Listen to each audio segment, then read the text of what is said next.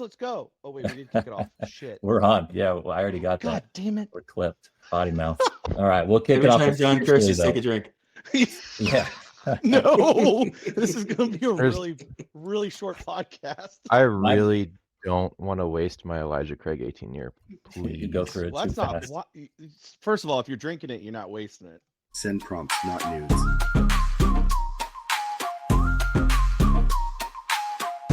I just want to AI some shit. Good Well, point. touche. It is Friday night, Friday afternoon for me, but That is. Friday evening for you guys. Either way, welcome to the DNAi Podcast. This is officially episode number 5, which is legit. You know, we've done 5 weeks of podcast recording, and we will continue to put these out. Our last episode, if you didn't catch it, was also a bourbon and wine-fueled episode, which turned out to be pretty entertaining, and I think we're going to aim to recreate that here tonight. So, quick rapid round. I'm drinking the same thing as last time because that's what I have in my house. Bullet Frontier whiskey. John, what do you got? I am going with St. Cloud, bottle 157 of the Barrel Psyche. 157. That's a good number. I remember that one. I have no clue. I've never heard of it. It seemed Sounds relevant. They wrote it on the bottle. And James, you said Elijah Craig earlier, right? Well, I've got the Elijah Craig 18-year, and So this isn't one of your homemade concoctions with infused orange peels and stuff. No, it's going to be a little bit more mellow of an episode for me. That would be Got it, all right. sacrilege to Hey, I've And got Randy, this great I saw you beer. with a different bottle that didn't look like wine. I am drinking scotch this week, an Oban 14. One of my favorites. Nice. Scotch, I don't know too much about. All I know is the term peaty. Peaty. This is not a peaty one, but it is smooth. But it's a scotch, nonetheless. All right, well, there you have it. There's our drinks. We're going to kick it off, and we're just going to let this conversation ebb and flow in the most natural, organic way possible. We were just talking about ChatGPT, OpenAI, rolled out Tasks, which is a glorified alarm clock feature. John, James, and Randy have all been using it. I haven't touched it yet. Any initial thoughts and feedback? Well, Works 60% of the time every time. every time. Yeah, I was gonna say I'll go first because I can make mine really quick. I've tried everything. It just keeps I've not gotten it to work yet. So What does it tell you? It like just does nothing, or do you get an error? Or yeah, it tells me the task failed What's your task, James? every time. Oh, I've tried a whole bunch of things. I've tried just say hi to me in 15 minutes, and I've done give me a news update or right. Like I've done a whole bunch of different prompts, but they all seem to fail. Well, I've got it giving me AI news stories on the hour, and it seems to work. It was failing a lot the first day, and then I'm getting to consistency. I'm just getting the same stories, but then it's kind of like a slow moving news feed. So if I go back through my history, it's like something comes in, and the next time it does it, that's in the middle, and the next time it does it, that's at the end. But it's interesting. Give me a couple things to think about. And John, yours was working partially correct. You said about, well, I guess 60% of the time it works every time. It's about probably closer to 50 if we're counting. I don't know. I have like 200 different tasks that I've tried to give to it. It mainly floods my inbox with a whole bunch of warnings that it can't work. But of the ones that do work, I've had it do anything from collect changes in, various tech-specific questions, specific news on startups, AI, alarm clocks, like remind me that I need to be a better human, basic stuff. But it seems to work way better in the evenings than it does in the mornings. Just saying. I don't know if that's any indication of like issues with scalability, but that is one observation I have made. But I've also kicked the living shit out of it. So Nobody has anything to do in the evenings. Yeah, everyone's setting their reminders and tasks for the morning, so it's just bogging down the system. Yeah.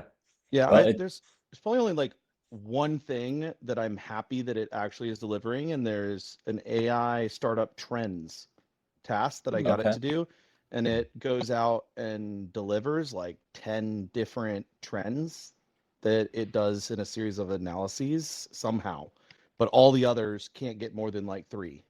So I don't know why that task is working so much better than the others. and the prompt is almost identical too. So Interesting.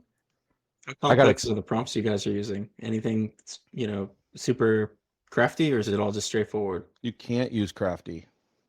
Yeah, mine have been super simple. I got excited because I did get one of those kickback emails, and I was like, "Oh, it can email." So I asked it to write somebody an email, and then I got a notification. And I thought it emailed. I thought it worked. So I was like, John, it can send emails. And then I was like, oh, never mind. It didn't work. And it was just a notification telling me it didn't work. So it doesn't seem to be very well received across the board. But in all fairness, it's a hard announcement to make on the back of announcing O3 and their more Sure. major breakthroughs. It seems like Tasks might have been better suited for one of their 12 days of Christmas rollouts. But I saw a funny tweet From an infrastructure load, maybe. Yeah, maybe that's right. why they separated it. Yeah, that's a good point. I mean, you gotta hand it. They ship, they get stuff out, But- like but- good or bad. So I would actually firmly disagree with that. I Which think part? tasks are far more significant than O3. Oh, Mhm. well, there's an interesting hot take. Let's hear it. Why? Well, I mean, one, O3 is being used by how many people? Like next to none, and you have to apply for it. And even then, it's $1,000 per run. If we're talking about utility and actual impact, we're talking about the ability for me not to do things, which is far more valuable to me than just being like, hey, can you go like give me wisdom on this topic, which I still would say we're not exactly sure of like how good that is or where that really can be applied. It's going to be interesting to see how that works and what that really looks like. But if you were asking me to spend $1,000 per prompt, and I saw that. My lights out back there. Randy's got a It's a- clicker. Just f***ing with me. No, it's Um, O3. It's here actually. Yeah, it lists Yeah. heard you. Like, Well, speaking of shipping though, Sam Altman put on X like an hour ago that they are getting ready to ship it in a few weeks. Yeah, I was So gonna we'll see ask, very what- soon. is O3 currently available just on Pro, or is it not? Just to researchers to try to You had to test it for apply, security. and if they accepted you, then you can use O3. Well, then of course I'd more imagine people are some of their using corporate Tasks clients than have. O3. Nobody has I O3 bet there's yet. some early access that's happening that when they launch it, they'll share like stories like they did with like Morgan Stanley and the likes when they did, GPT-4. But it's coming in a matter of weeks. I think that we'll at least start to see it. I mean, this is the thing. If we're talking about like O3 and its ability to solve problems, and you have a problem and you need it solved, then it might be a really good option. If you can get like for $1,000, if I can prompt it, build me an application that can go out, scrub the internet for all recent topics, and give me the news and blah blah blah blah blah blah blah, and it works on a desktop, and I can run it each morning off of my GPU, and it does it and it works, then you know what? That $1,000 prompt was totally worth it. But if it can't do that or like action it, I'm very curious to see like how the value statement of like what that capability or problem solving is, especially compared to something is small and not very costly as this. If you take this and you extrapolate it out 3 months, we'll be hooking it into other systems or external access, and in 6 months it'll be able to take action on far more things, especially as these get more complex. That to me, like from a value statement perspective and what you're going to pay for it, is far more impactful than something that is limited access and costs $1,000 to use per use. Yeah, and I it's just a wanna know if step they have towards a- the. Oh, go ahead, James. Oh, I just want to know if they have a refund policy. If it doesn't finish the or like it doesn't give you a good result. Yeah, you present a well structured, logical, like pragmatic problem for it to solve, and it doesn't solve it. You're talking about O3? Yeah, I'm talking Yeah. about $1,000 a prompt. It's a significant cost if it doesn't deliver.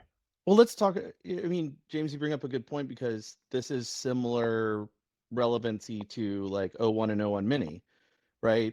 When 4.0 first came out, and then the price reduction into 4.0, then 4.0 Mini, and now further price reductions, and now there's rumor that even 4.0 has gotten even smaller, right, in the parameters and what it's currently doing. Yet they're getting into more MOE or agentic like structures in order to have better fidelity. if we think about what they're doing with O3 and we apply that same thought structure, like how long is it? What is the percentage reduction for like over the last year for 4 to 4.0? It's hundreds of percentages. 100x. Yeah, something. massive. Yeah. Oh So yeah, it's a lot. does that turn into O3 being $100 or $300 per use, and then in another year it turns into $30, and then right? So like I where does that stop? But I don't know. I mean, if it can solve really difficult problems, then $30 might be worth it for a prompt. It stops at the price elasticity curve, where that curve starts to bend. That's where it Well, stops. I think our commentary last week is extremely relevant. When you have a supercomputer sitting on your desk and it costs you nothing but the power to run, and you can have that AI structure, agentic structure, solving problems for you autonomously 24/7 a day, like how relevant is $30 a prompt or even $300 a prompt? It becomes like less relevant. It's more about time. Mm-hmm. Yep. Yeah. And what would the cost, the associated cost be to, hire out the human level of that same work, right? And in most cases, even at $1,000 a prompt, if it's reliably solving big problems, that's going to be much cheaper than hiring an equivalent level of intelligence to go after that same problem. I want to see it. Yeah. I want to see them pick a thing and show me that it solves something significantly difficult enough that the level of subject matter expertise would be more than, like, how long does $1,000 get you? Is that a single prompt and it responds? Is that, it works for an hour and it comes back? Like, there's lawyers that cost less than $1,000 an hour, and my opinion of those folks. But if James tweet, I saw that. Oh God! But like, if we think about the ability to take action, and let's just talk about code for a second, because I think that's the easiest applicability of autonomous agents that currently are out there, like widely used. Klein or Cursor or Devin, or pick your term. Those are doing the work of full stack dev teams in hours, which would take weeks, which is just insane and would have been ludicrous to talk about 3 years ago. So if a single model can solve problems that bridge, like Randy, we were talking about that 80% to 20% like coding conversation. It's like that last 20% that like the AI really needs help. Like, if O3 is the bridge to solving those type of problems, and you got to prompt it once and your application's working, like, okay, like, cool. What is that worth to you, though? That's the thing. A lot of people I've seen, who have been not impressed with O1 or just not using it right. And I'm sure that, like, when the cost is $1,000 or whatever, you're gonna have to be more deliberate. It's also, though, I wonder what kind of tools and, like, when you're working with traditional AI model, you're training it, you can kind of tell after the first few iterations if you're kind of going to converge or if you're spiraling out, and you can stop your training run, right? And there's a bunch of techniques you can do upfront to know that you're probably going to result in a good trained model, because these things can take, days or weeks to train. And so there are techniques to see before I get a model running that I know it's going to probably result in success, right? So I'm wondering if there's a similar mechanism or approach where if you're spinning up this model at inference time, there's something else that is ahead of it that can, like, see if there's patterns or things that it's likely to converge on an answer. So you bring up a really good point, because I'm going to talk about O1 for a second. And I think James and you have both seen me do this recently. Meta prompting in O1 is like super powerful, but it's not how you prompt 4.0. It's very much structural. Like, I need you to create a thing, and the thing needs to look like this on output. And if you do it right, it's really powerful. Yeah. And that's where, like, that's where a lot of these auto coders, like the good ones, or when we're working with them, right, we're using O1 to come up with a plan, and we're getting structured about what we need that plan to look like, because we know that the Claude 3.5 or the 4.0 that's picking it up and writing the code needs that guidance. And so in O3, to your point, like at the beginning of that process, like, epic feature user story, O3 gives you the epic, O1 gives you the feature, and then you build the user stories out with the other ones. I mean, that could be insane. So I mean, we've got data and documentation on the regular increase in overall intelligence, right? So it kind of seems like these models are being deployed against, scientific research, academics, things like that, and then will eventually prove and be moved down into more, human applications to be used.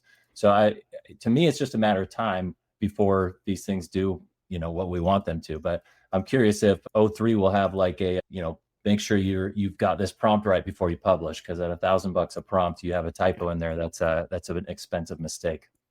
And it's also possible that no, that just makes me laugh, James. All I can think back is like FSISAC and the realization of like what a hallucination was versus like just poor prompting in that discussion. Can you imagine $1,000 like poor prompt? Yeah, I mean, like, I feel like we need to have a board meeting before we would prompt that thing. Like,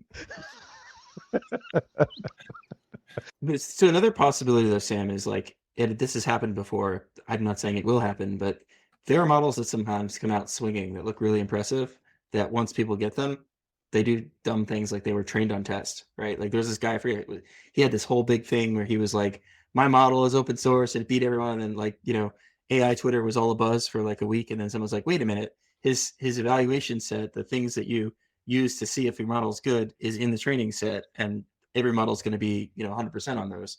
So it's possible, like in the story of AI in 2025, like there will be things like that. Like, oh, actually O3 is just overfit on this like AGI test because they're raising money, or there's some, turnover. Like that's also like in the realm of possibility. It doesn't negate those super trends we talked about, in previous episodes about more processing, like just the existing generation of models on 100 or 1,000x more powerful processing could be all you need. But if both things are getting better at the same time, it's just it may not be O3, it could be some other model, but it's going to happen. I guess we also don't know what's behind the curtains. I've seen plenty of buzz around X recently, people talking about the cards that OpenAI are keeping close to the chest, and that they may have significant breakthroughs recently in AGI. So it's hard to say. They've recently switched to a for-profit company. Of course, they've got to uphold the interests of everyone involved there, and also be a company and generate revenue. So there's a lot of conflictions there when we're dealing with a transformative technology like AI that's set to reshape the history of humans. Remember our discussion on whether it's AGI or not? Yep. Did you see the post on the formal agreement between Microsoft and OpenAI on what determines AGI? no. Is there a recent thing? Oh, somebody please Perplexity that. I want to see your faces as you discover what that is. Like, I'll give it a couple seconds, but when I read it, I was absolutely floored because it is not anything we talked about. Well, let's for anybody who's not aware of the deal, right? This is contingency on Microsoft's investment in OpenAI, or that's when the deal breaks, correct? Correct. Yeah. So like there's a certain parameter specifically that was set by OpenAI and Microsoft as part of the investment. And if OpenAI could prove AGI, then they could break that agreement. Now, the key is here that Microsoft and OpenAI had to come to an agreement of what that determination was. That we did not hit this topic. So this is interesting. So it's 100 billion. Financial benchmark. AGI is defined as an AI system capable of generating at least 100 billion in annual profits. Please tell me how that is related to AGI. I know that. I know that you TikTok can is make AGI an assumption, but like to me, that's a technology definition or an investment definition, not any way, shape, or form related to the ability of reasoning, learning, adaptability, all the rhetoric that AGI it's not disputable, right? So like I could see the legal argument being like we need a point, because after that, like on its own, the relationship changes. So contractual profit is indisputable, right? AGI is like you're gonna ask a judge who's never thought about what AI means or how to spell it to define that. Wait a second. So you're gonna tell me if they just ran with 4.0 and they made it so usable from an agentic system perspective that they could generate that level of profit, they get to determine its AGI? Or I have the No, answer. but if I was their lawyer, I would recommend they do that. Well, I mean, that's what he threatened, right? So Right. Not exactly that, but I might have the answer here. There's a contractual implication that achieving AGI benchmark would allow OpenAI to terminate their agreements with Microsoft. Right. Yeah, bingo. correct. There you go. So it's all about money, right? You have to have a way that a court with no expertise in this topic can uphold the inevitable lawsuit when Microsoft loses access to, let's say it's $1 trillion business and they lose access at $100 billion. It's gonna be a terrible deal that they sign. They'll probably sue.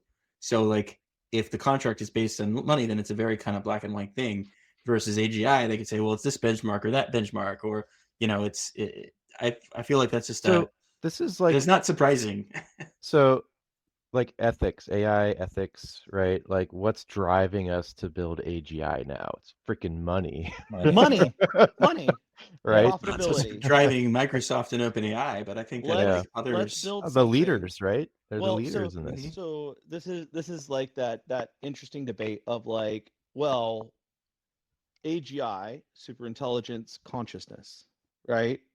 And then if we get to a benchmark or a point where something is able to determine autonomously how it thinks, acts, believes, motivates, and takes action, like at what point do the naysayers that like don't believe that consciousness can be determined by data, let's call it what it is, that okay, maybe we are data from a consciousness perspective, and if we're being real and going into neural networks and how they function and the data that flows in them, the brain is one of the most powerful computational things that has ever existed. Like, Crazy efficient too. Oh, it's insanely efficient, which is it's wild and why it's so hard to decode. But one of the most interesting articles I read this week was there's a new researcher that is working on like the whole side of like quantum physics and ended up in like some level of the brain and believes that the brain is actually using a level of quantum mechanics in order to do what it does. And I'm like, well, that's a mind-bending topic in and of its own, because I know so much about quantum physics.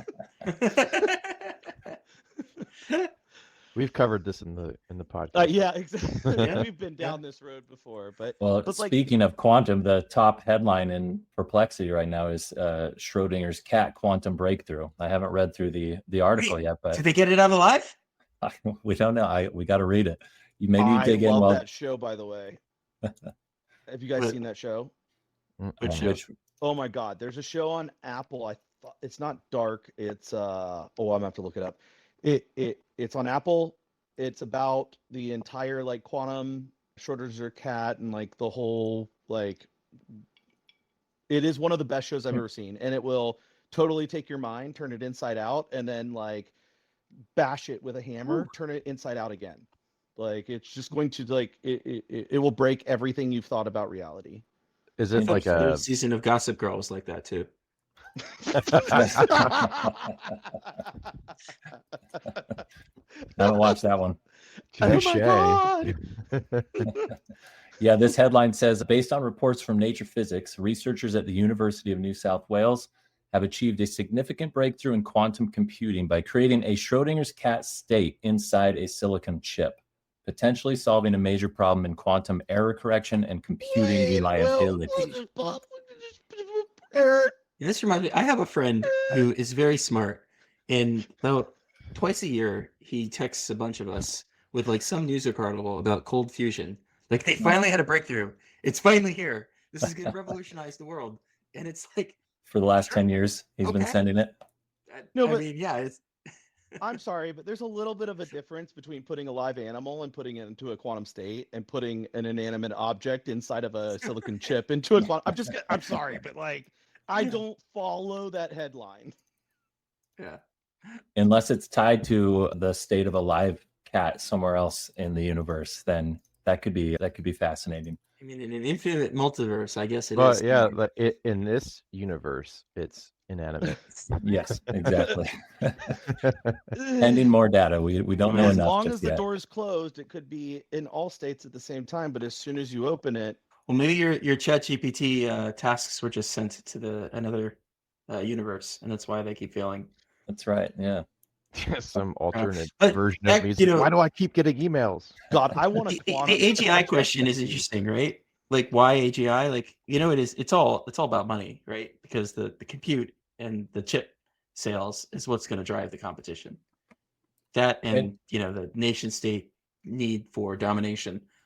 To go back to that deal with OpenAI and Microsoft, they're saying that OpenAI generates a revenue of $100 billion, No. or AI No. on its own can create The autonomously? AGI does it. Yeah, the AGI does it. Yeah, Mm. but So that, what? but Do you have to but again, seed like, it with Well, let's just pause but here. no- Not even the AGI does it. So OpenAI invested, like they have an investment of ridiculous amount of money, and they currently have had a total investment of a ridiculous amount of money. And now we're saying that the thing that they create has to generate how much money? 200 billion or 100? I Or, think it's 100 billion. 100 billion profit. 100 billion profit. Profit. So, Yeah. how many companies in the world have ever generated $100 billion in profit? Let's find out. happens all the time. 100 billion is a lot. Oh, a lot. really? a lot of money. I thought billions were smaller than. They're getting smaller. Oh my God! If every single AGI gets to generate 100 billion, then how many AGIs are really going to be sustainable? Well, Perplexity says as of And January next on- 2025, only Saudi Aramco has surpassed 100 billion in annual profit globally.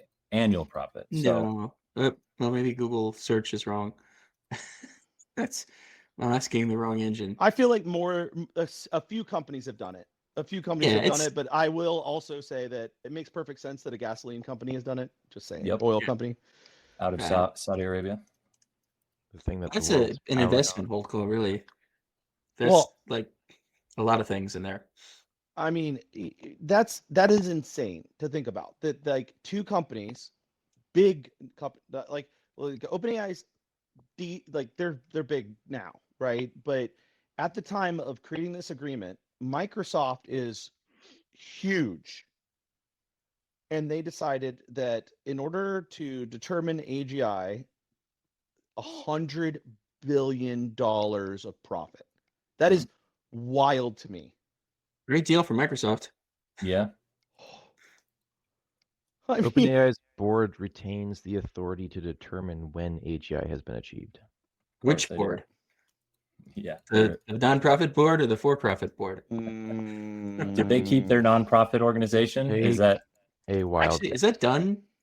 This is like a bunch of non-lawyers talk about a bunch of Yeah, things right. that legal You know structures? what? We talked to a lawyer today who would be fun to talk about this stuff.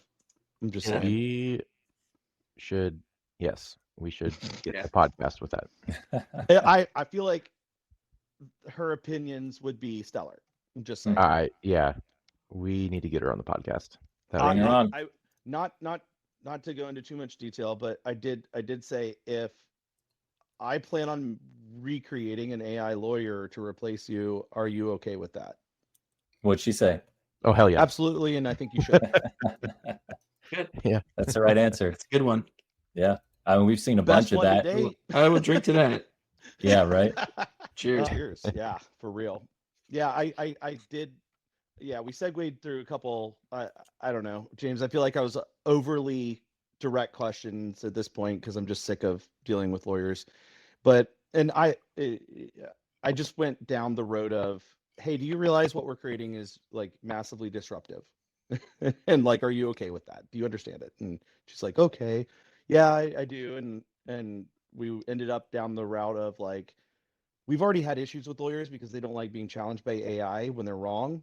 But the reality is people are wrong, and we're going to challenge you with AI. Like, are you okay with that? See, those are the things that AI is taking head on, where it's, something like law that is clearly defined in, paperwork and rules I don't and know about policy the word across. clearly. I think you mean Well, decently. I think it is clearly Technically. defined. I think people exploit the loopholes that are layered in Well, then between it's all not those. clear. There is there's a clear data source to query. That's But right. then, Yeah. yeah. James, what was the text message I sent you earlier? What was that image? What does it say? Which one? You No, send me the a lot most of recent. text. Oh, The Goldman Sachs AI can now draft 95% of an S1 IPO prospectus I in saw minutes. that. Mm. Job used to take a 6-person team multiple weeks. Yeah. Wow. Well, to back, 95% in minutes. and we've seen that with, what do you call them? The people that work in a law office that are just doing all the admin stuff. They have a name. Paralegals. Yeah, there you go. So there was a story that came out like last year sometime where the AI had done the work of what would cost a paralegal $8,000 or, to have the equivalent amount done. And it did it in 5 minutes. And right here in Perplexity, this is one of the breaking news items this week was that large language models surpass experts in neuroscience predictions. So they did a study in Nature Human Behavior and revealed that large language models outperform neuroscience experts in predicting study outcomes, achieving 81% versus 63% for humans. So, but this goes back to what James said last podcast. Language is the fabric of our reality. mhm. Like you can't tell me. So this, and it also is the same discussion. I think the same podcast. I can't even remember. Like, how does a large language model understand fluid dynamics? It doesn't. It was not trained to understand fluid dynamics, but it learns enough about how to communicate how fluid dynamics should operate. So, like, we're getting Well, into. Go ahead, James. Well, I was just gonna say, how do we know what fluid dynamics Exactly. is? We have to Right? Like communicate it. we have to How do you communicate it. explain Like it? How do I explain it to you? Right. Exactly. How do you translate it? Right. And then there's different levels of vocabulary, different levels of education, different levels of language. Well, if we're being we should very do literal, a there's code and there's language. And right now it's killing code. Well, and it's not just, and then this is where I think this conversation's all over the place, but this is where I think AI is, or AGI is, right? Because language is not just text, it's not just data, right? There's nonverbal communication. There's I was hoping you would go here. smoke signals, right? Like there's all different types of communication that we have to use to operate and to function in a society. What are you saying? So you're saying that AGI that- has to have a clear understanding of all types of communication and language to be considered AGI. modal. I mean, well, if well, you're so what happens if you put a bunch of hostile entrepreneurial individuals together or financial individuals together and you don't put them on camera and you let them go at it? I could tell you exactly what happens because I've lived it. That shit ramps up quick and it goes hot and heavy, way hotter and heavy than if they're on camera. And the number one reason is there is a very big difference in like, fuck you, Sam. Hey, jeez. And fuck you, Sam. Yeah, tonation, No, it's tonation, it's body language, it's movement. It's like we communicate visually almost as much as we communicate verbally.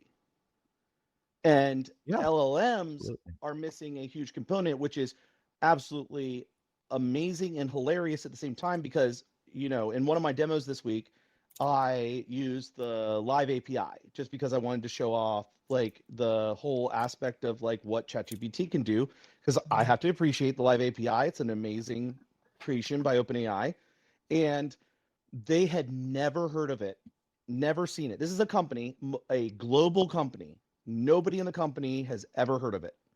So I literally just open ChatGPT. I point at the table and I say, how many people are at the table? And it goes, there are 3 people at the table. It looks like you guys are in some sort of business meeting. And I said, well, I'm at the table. And it goes, you are correct. There are 4 people at the table.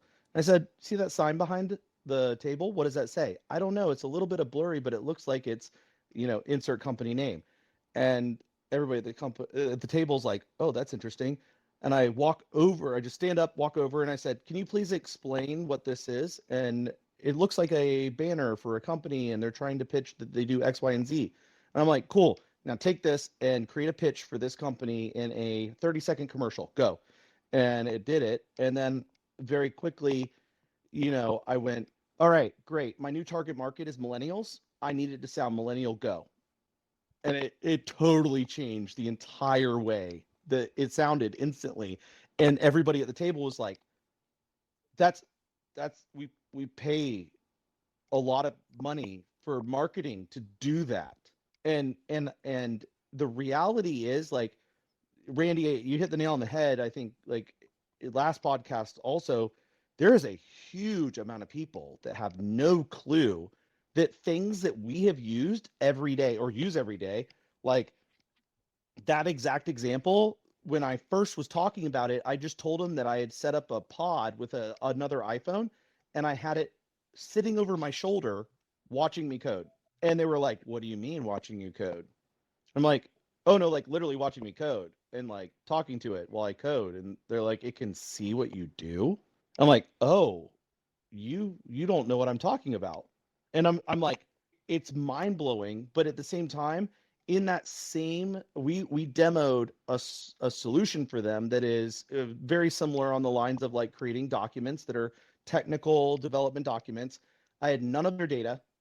I had none of their information, nothing at all. And all I did was ask my agent that sits in one of our solutions to deliver the thing that they had asked for live. And they were like, wait a second. So you're saying like the 170 people that write technical documents could like be 20 people? And it's like, yeah, like I'm not saying it because I don't know the math and I'm not sure, but like very, very quickly, in whole industries are going to have that realization. And Randy, you're spot on. There's way more people that don't see it than do. Yeah. It was funny, actually. I noticed, before I was in Enable, I was working in consulting, and we saw a clear trend of an uptick in clients that were just hiring really seasoned consultants, like people who are like experts in their craft and doing 30 years in different kinds of technical things. And they were very interested in just hiring people to write documentation. Because I think a lot of these companies recognized we got to get the technical documentation in line because the AI will be coming soon to read it, and then we can get rid of everybody. That's And interesting. it was a very interesting trend that like seemed to be correlated with like 6 months after ChatGPT came out. North America leads AI adoption with 40% adoption rate. Oh, By companies and organizations. That's companies. Companies. I mean, I was curious about this because I was so wait, recently you're saying speaking. there's an opportunity market? Yeah. Sure. I would challenge that 40% as probably too high. I feel like I that's agree. too Well, high. I think that's companies, right? Not individuals. I was speaking with a professor recently, and they had never even heard of ChatGPT. That blows my mind. I can't wrap my mind around how a professor has not heard of ChatGPT. Aren't you married to a professor? I am. He's for sure heard Wasn't of her. ChatGPT. I was about to say, oh wait. Yeah, no, it's so it's funny well because a aware. lot of AI is machine learning, or is one thing with AI where there's a lot of other stuff. But depending on how you measure it, I think that the true penetration hasn't hit. But as soon as things like tasks, things like reliable agents, things like coding that gets you more than it's already happening with like whole companies doing hiring freezes of junior developers, right? Was it Salesforce or Salesforce, they're not gonna invest in the same kind of intake of people, and they're gonna let it decrease or do more layoffs. Meta just did another 5% riff after like a 25% last year. Like this is happening. Everything, yeah. Well, so let's go around this will be fun. Let's go around the room. I want to start with Sam. So, right, like, serious question for each of this group. If you were going to give a company like 3 to 5 bullet points of what they should be doing now in order to prepare for what's coming, what should they do? 3 to 5 like, bullet points. I know, Good. Sam, this will be fun because you guys couldn't be more of a diverse perspective.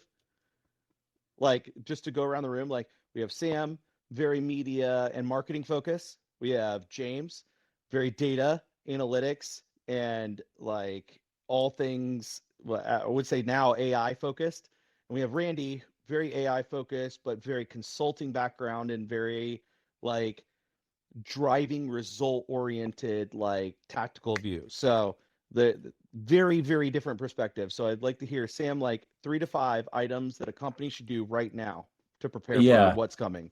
Well, I mean, to preface that a little bit with a little bit of my beliefs on this topic, I think big picture, and by big picture, I mean within the next 5 years, let's call it, AI kind of breaks everything. That's my belief. I think that AI is going to require a massive reform of the systems that we've all grown used to and are, familiar with. But in the short term, I think, and see, this is why these are good, diverse perspectives, because I see James already shaking his head at what I'm saying. But I already know why James is shaking his head. Yeah, I want to hear this too. This is going to be so fun. I'm so excited. Mean, from personal experience, I've gone and talked to business owners that I know that are friends of mine, and there's zero awareness. So my number one is just start learning AI, and then start to integrate it, because AI will be and already is an investable asset in a company. It will be a requirement. If your company is not AI ready, investors, VCs, they're not going to want to look at your company, because it's the future of how business will be handled. I saw today Reid Hoffman, the CEO of LinkedIn, was posting on this interview talking about how, everybody talks about job displacement and it's this big thing with AI. And he's like, I don't see it happening that way. I see, if a sales team can be reinforced with AI to do 4x the efficiency and productivity, then we're still going to want those people just, integrated with AI. But I'm like, that still breaks, because now you have one guy doing the work of 4 people, and you don't need the guys that don't understand AI to be a part of the business anymore, because they are low performers. So in this same scenario, you now have 25 people doing the work of 100 people in the past. So I don't know if I have 3 to 5 things, but learning it and then integrating it across their processes. I don't know if I have more than that. I'm trying to think. Like, you guys, those are kind of broad. How about you make it more specific to marketing from your viewpoint? Well, I also believe that I'm kind of just training myself out of a job at a certain point. Like, I believe that AI will handle. Spot on. It's happening. Like, you guys won't need me at a certain point. I don't know if we'll need all of us at a certain point. But actually, this is interesting, because James hit this on the head on one of our calls earlier. He was like, I don't know how much we will be working in the near future, but the work we do will be different. That's a good point. It'd be more guiding than it would be physically, working. It's not just guiding, but it is the, like, imagine if there are 25 Sams working 24/7. When is the real Sam need to provide his input? Or does the real Sam need to provide his input? That's where we're not there yet. We're not yet. I agree. Yeah, and I don't think we will be for, I don't know, maybe 2 to 3 years. This is my opinion. Yeah. Because there's so much nuance that has not been even close to worked out. Like, this is my view of the world today, that there is a lot of things that 90% to 95% of the solution can absolutely be delivered through data ingestion and automation and, like, all these great things that are, like, coming. Yeah. But that last 5% is going to be the most difficult. It's going to take the longest amount of time, and it's going to take the most detail, nuance, subject matter expertise with, like, the individuals that have lived it day to day for 20 years to totally, James, I totally go back to, like, COBOL and a lot of the infrastructure of, like, banks. Like, those dudes are making prime money. And they're not relevant with, like, AI anymore. But, like, they're relevant to banks. But how long did those dudes make stupid money? Because they were the knowledge base for that thing. So if you take like the guy who can sell, the guy who can market, the guy who can create, drive value, across anything, but that dude is the person.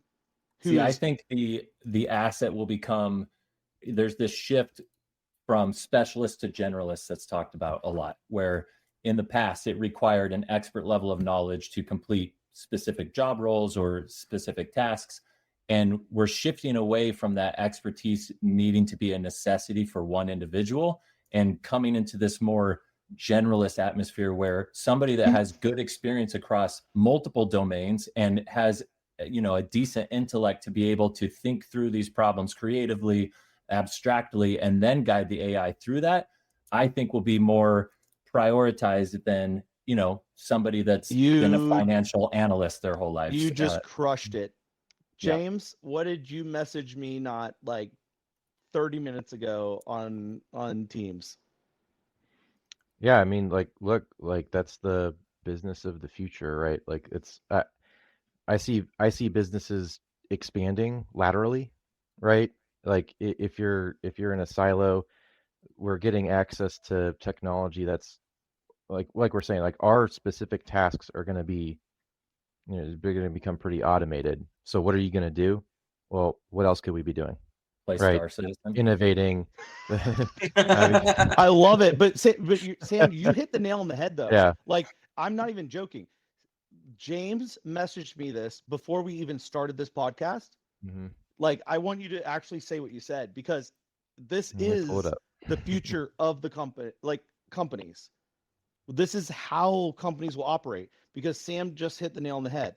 It doesn't matter what your subject matter expertise is. It matters what you can do with cognitive surplus if appropriately applied. Yep.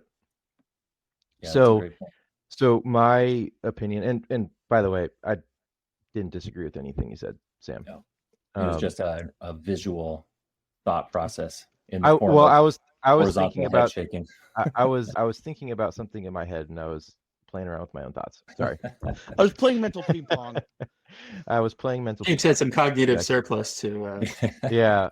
Well, this is a fun topic. Like, look, what should businesses be doing? No. You skipped the question. Well, that I was do the want question. you to answer that, but I want you to answer directly to what Sam just said, because you and him said the same thing, just in different words. Generous versus specialists. Oh yeah, I can't remember exactly what I said. I've got it's in Teams. Things. Oh, it's in Teams. All right. I can read it if you want. So James messaged me right before this podcast, and he said, "Thinking through crazy ideas." Everyone's title. Oh. Go ahead. You want to finish? Yeah. No. So okay. So yeah. I wasn't connecting the dots. So yeah. So okay. What I was talking about was, I want to get rid of titles. I want to get rid of siloed responsibilities within organizations, because I think we can distribute responsibility and accountability laterally through the entire company. But how? Oh, well, cognitive surplus. Big surprise. AI, right? Like that. Like, I think we have the opportunity to augment these things. Like, for a person to be able to do that, oh my gosh, that's so much work, so much cognitive processing, right? Like, this is where AI can really step in and help out. Is like, if I need to make a decision and I need to think like a CEO, I need to think like a COO, I need to think like a CFO, I need to think like a risk, legal, blah, blah, blah, right? You name it, right? We have to separate those responsibilities, and people have to become experts in those areas today. Well, we are getting into a realm where we have access to these experts at our fingertips, and we're going to be able to build systems that can augment each person in a company to be able to reliably hold that decision and be responsible for that decision. Wait, so you think in the future you could talk to a John Petty bot? I think you could talk to an entire company bot. You know what company's already done this? Ditched all of their titles. A company we're all familiar with is 11 Labs. They did exactly that. They ditched all of their C-suite and above and below that. No more titles. They're all just working together to grow their company, infused and augmented by AI. It's a cool concept. I was thinking about this, and I was like, do we actually operate that way?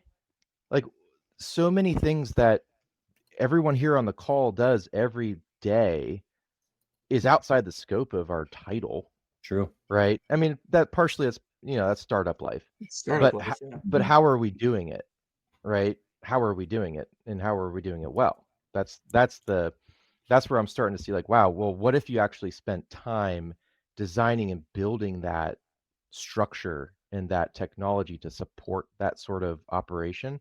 James, I think our kids will work that way. I'm gonna take the under on this. Oh, Let's I'm get not there. saying it's Um, today. I'm not saying it's but today.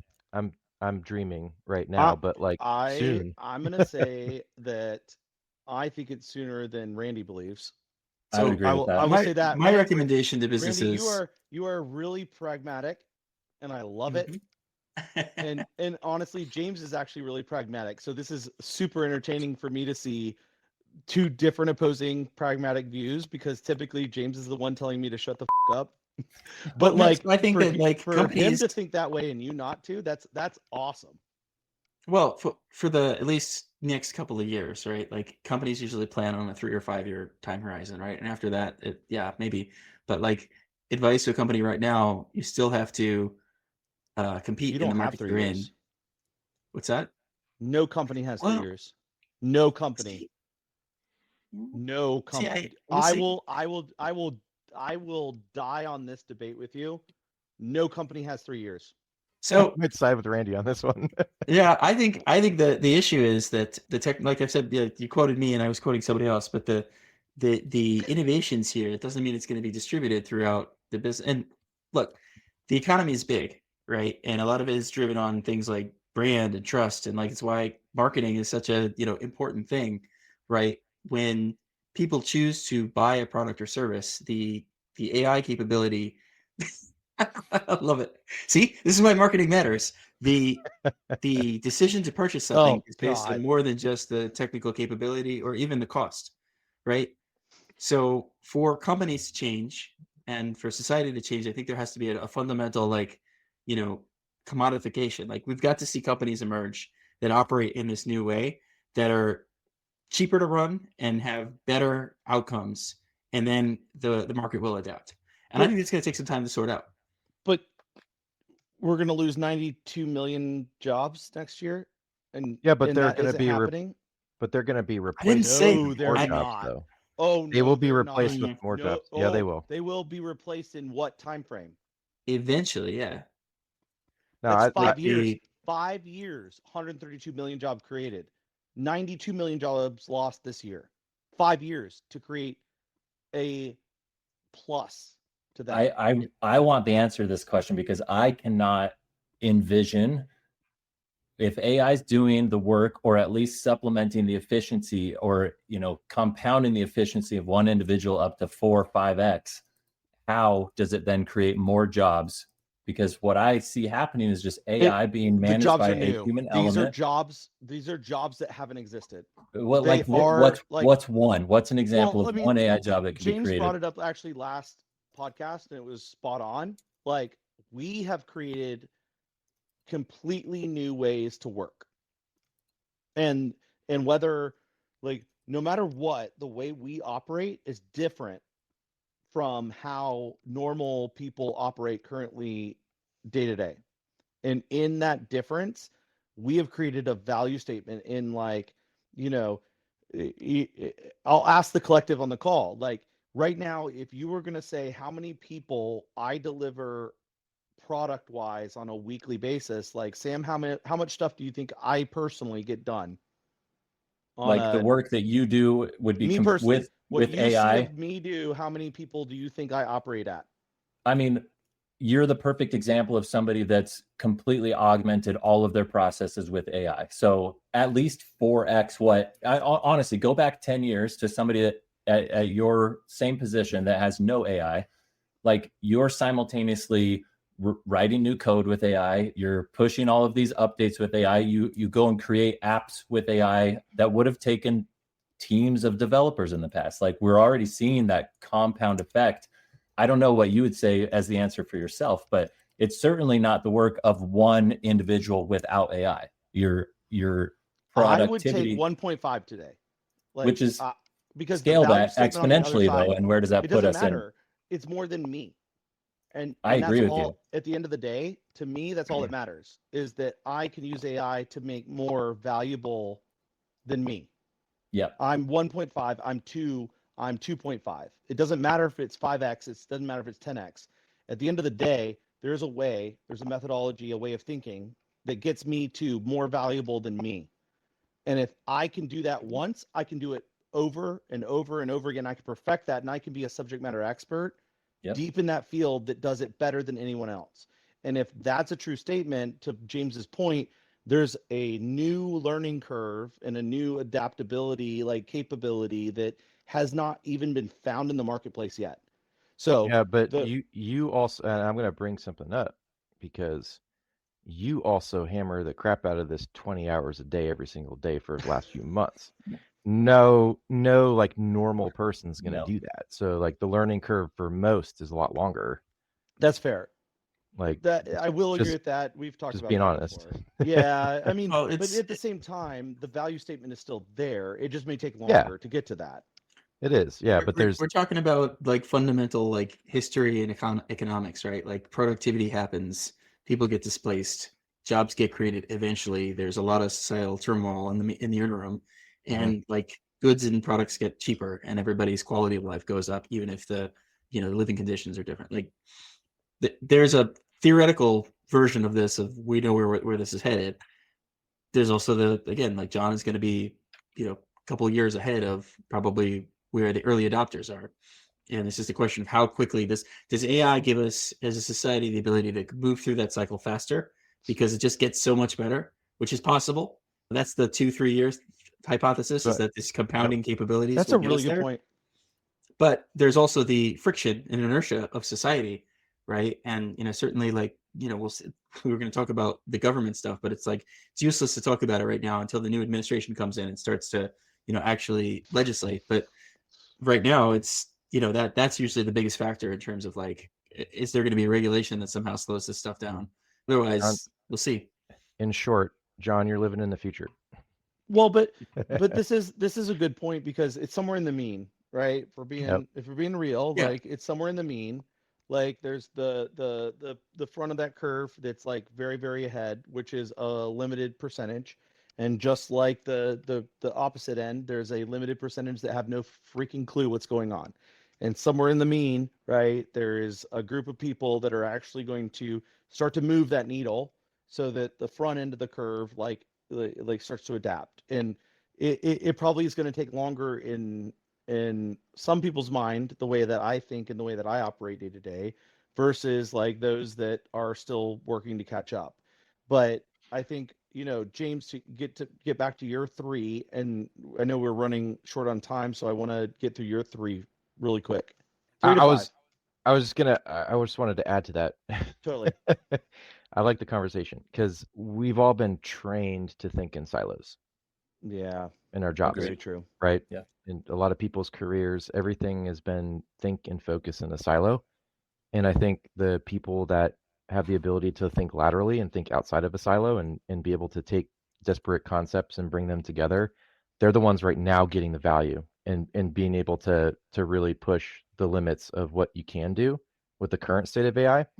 That was my thought. So like Randy was talking about, society as a whole catching up, right? Like what's going to have to happen to do that, or do we start constructing AI in a way that, all right, doesn't matter, we'll do all the lateral thinking for you in the background, right?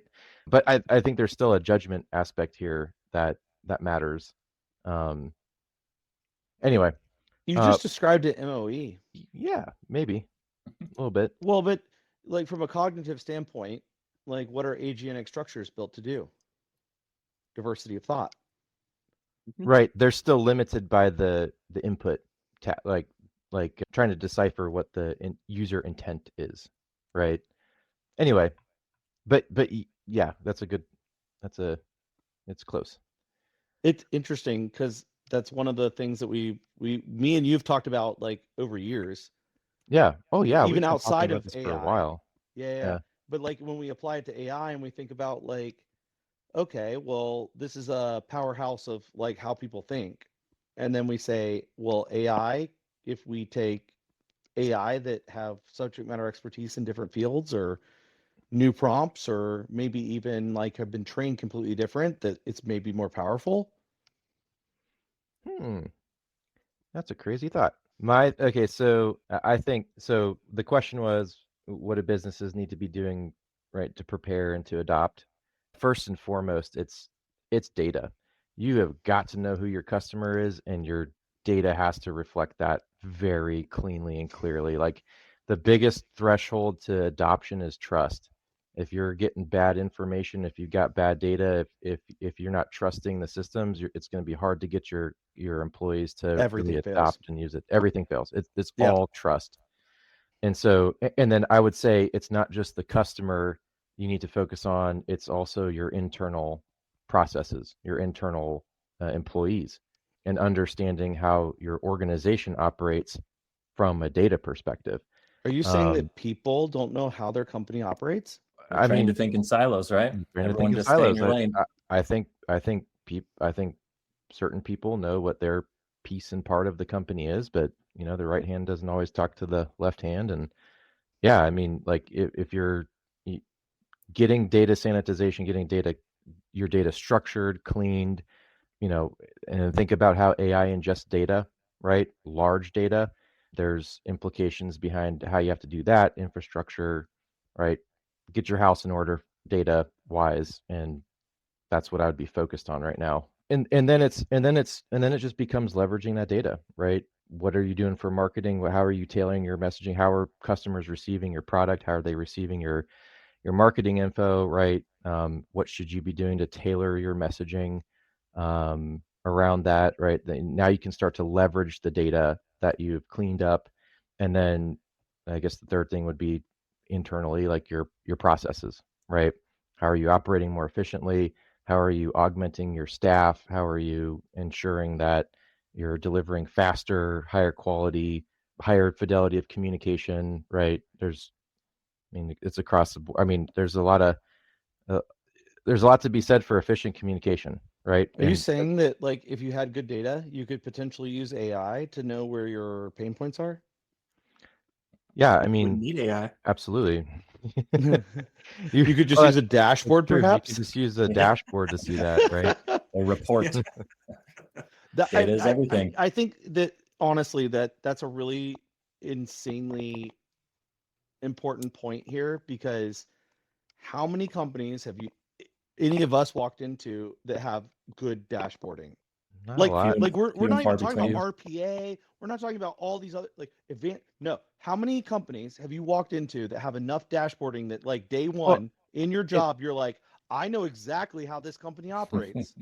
And so, and that's what I'm saying, like, the cleaner you can get your data, the more organized and centralized and classified, right?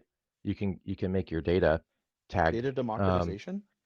Well, it's context, right? Like, what do I need to be looking at? It's just like a person, right? If you don't have the full story, or you don't have the data points, and you're asked to cast a judgment on something or make a decision, and you're missing data, you're missing information, you're going to make a decision. I had this text this morning from somebody who listens to our podcast, and she said this was the thing she started her day out with, was our podcast. It was super That's cool. cool. But Nice. her comment was, what do you mean when you say context?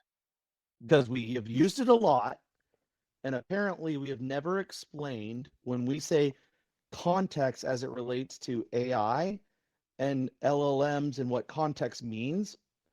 She was You never lost. put context into Well, context. Whoops. Yeah, I mean, man, the grass looks nice today, right?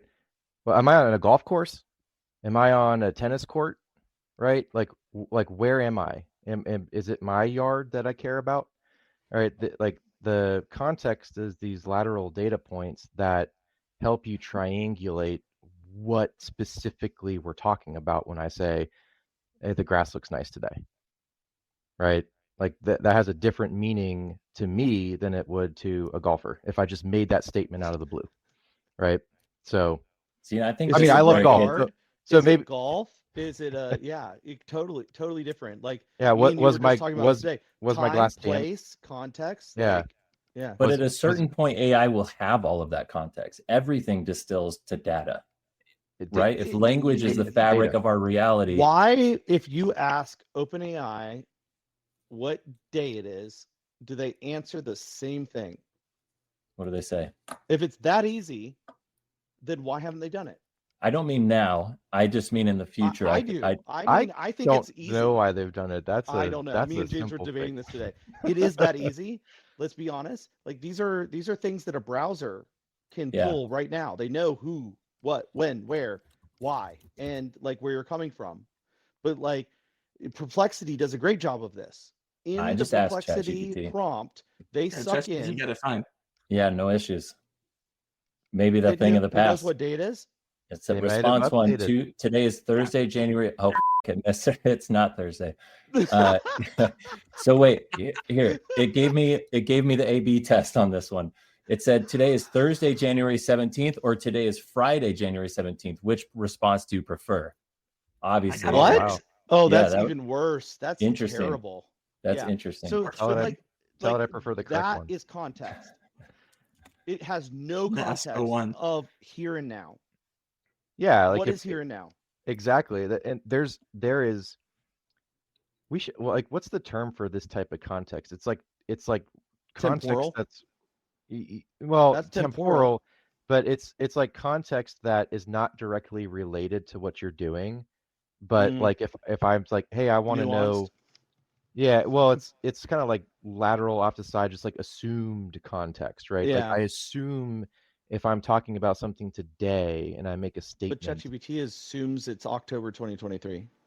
Right, exactly. So if I'm not aware of that when I'm engaging with it and I do anything temporally, right?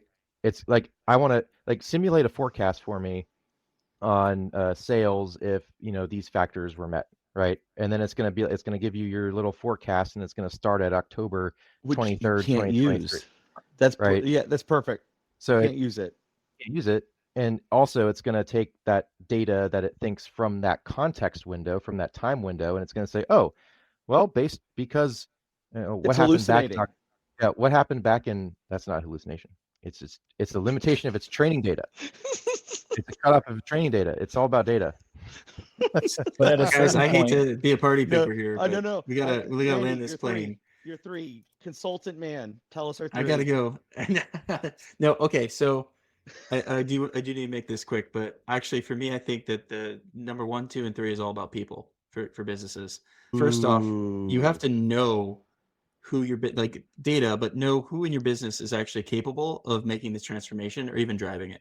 There's a professor at, I think, Penn, Ethan Mollick, who has a lot of great writing on AI. He calls them cyborgs, right? Basically the John Petty. If Huntington Bank had, properly identified and aligned your interest in this transformative technology and had applied your creative genius towards, their shareholder value, we'd be in a very different place right now, but it would have been the right strategic move for them to have made. And I think every company has people, like us, where they're playing with these tools, they're thinking about these things, and they want to do their job better. They want to make their company successful, but they may not be in the right position to enact that change. I think that the companies that can get out of their own way and empower those people to transform the business are the only ones that have a shot at staying competitive. I don't think you can, ramrod your way into it by forcing it. You can't really acquire your way into it. Like there's got to be, a culture shift. And so that starts with, identifying them, just basically seeing who in your company is doing this stuff with good data and empowering them. And then, basically leaning into the creative destruction, right? That's going to have to happen to be successful.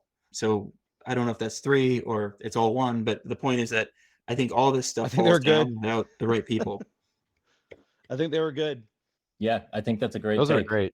Those are great Yep. ones, Randy. We haven't heard John's yet, but Randy, if you need to drop, you're welcome to. I can kick you off the stage here and we can wrap everything up, but I want to hear John's. No, Randy, those are freaking stellar. People is gonna like it goes down to like companies are sitting on opportunity and they don't even know how to identify it. And we see it, we've seen it in other organizations. We see it with people that are on LinkedIn and they're posting and the company doesn't even know they exist. and they're buried in some organization that does something completely irrelevant, and they are out prompting, out building the data scientists that have been at the organization for 30 years.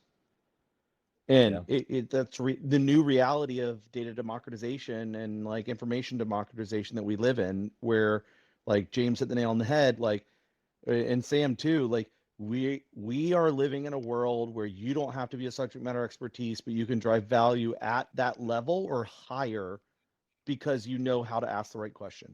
And I love that the word, for this kind of AI is agents, and we're talking about high agency people. It's like such a beautiful, like, ironic. You need people with high agency who are going to build your agents. That's funny. Before you segue, my daughter is dying. She's been listening to our podcast and she wants to say hi. She's here on camera. She's been waiting and she's sitting right next to me, just like Bring her waiting. in. So like, she would like to For just asking. My son doesn't ask; he just shows up. That's fair. Eddie will just walk in naked. He's like, "Hey, what's up?" She is like so excited, loves the podcast, has been listening to it, and she listened to it on the car ride in today, and just wants to say hi.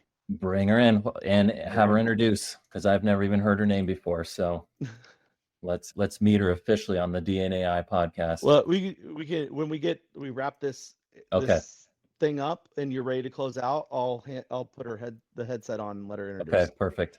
And good side note, she uses AI to do her homework almost like every day, and then you could probably ask her a couple questions. Sounds good.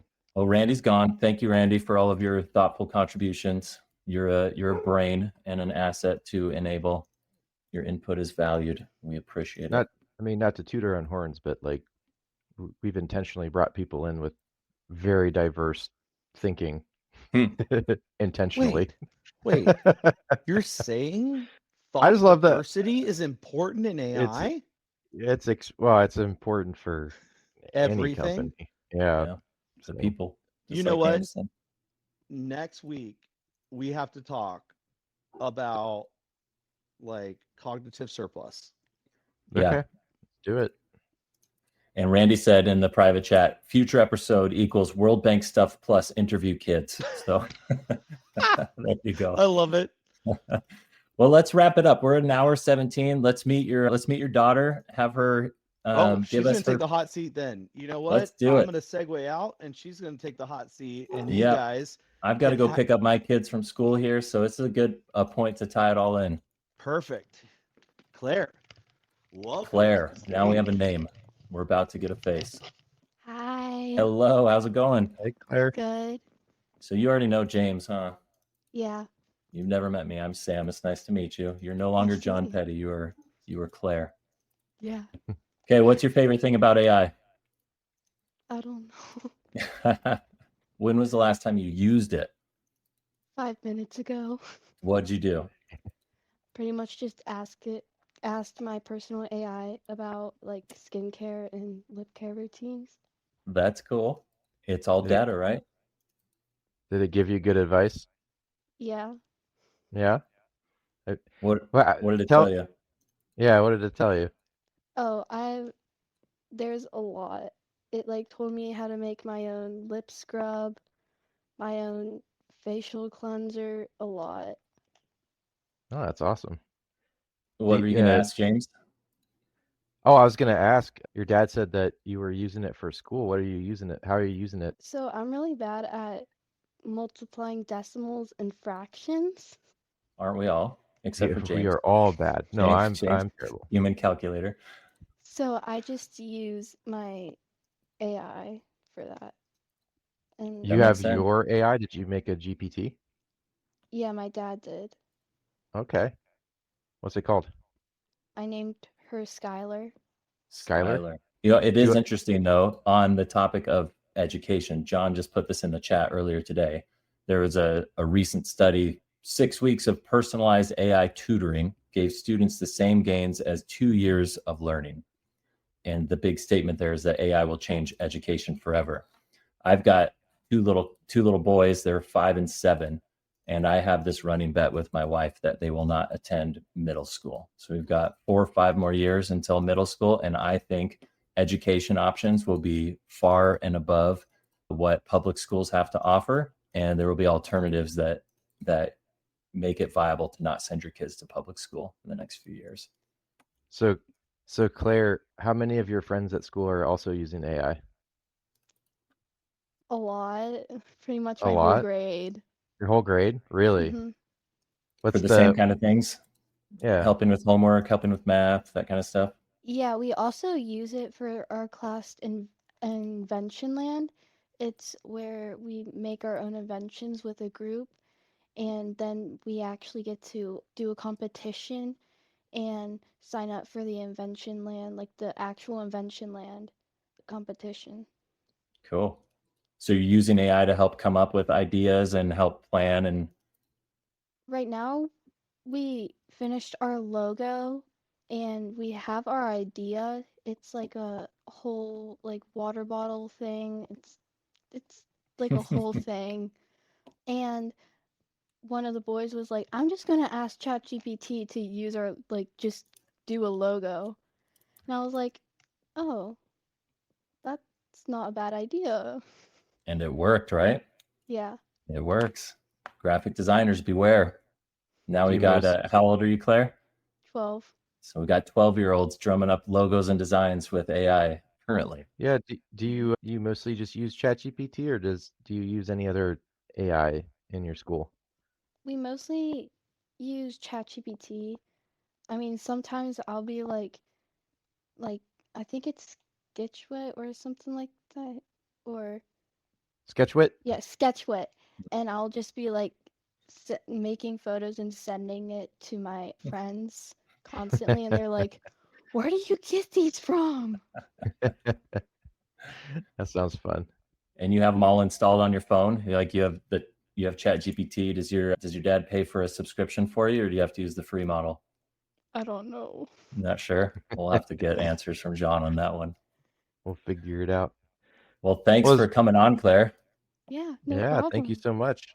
All right, guys, we're going to wrap this up. We're at an hour 23. And so, Claire, you have a sign-off line you want to deliver? You want to get us out of here? She looks to John, probably standing right there, right? Yeah, he's like, That's it. That's all we need is the hype. Right. That's good That's enough. beautiful. All right, guys. Thanks so much for listening. We'll see you on the next one. Stay tuned. Over now. Thanks, James. ya. Bye, Claire. Yep. Bye. "Bye." See you guys. Send prompts, not nudes.